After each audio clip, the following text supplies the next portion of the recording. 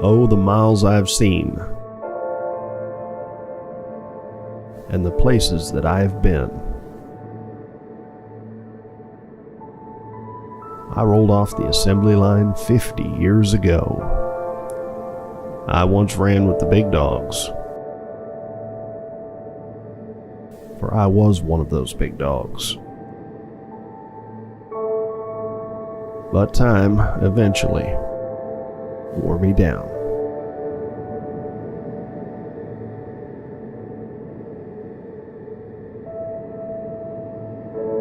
I was placed in a field and left for dead. The elements slowly took their toll.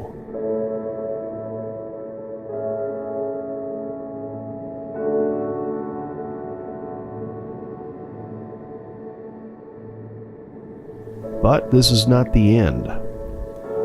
There's at least one more chapter in my book.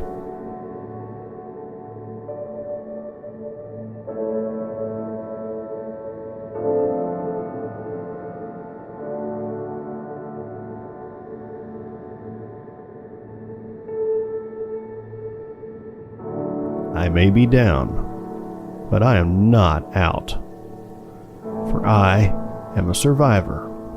I am a Peterbilt.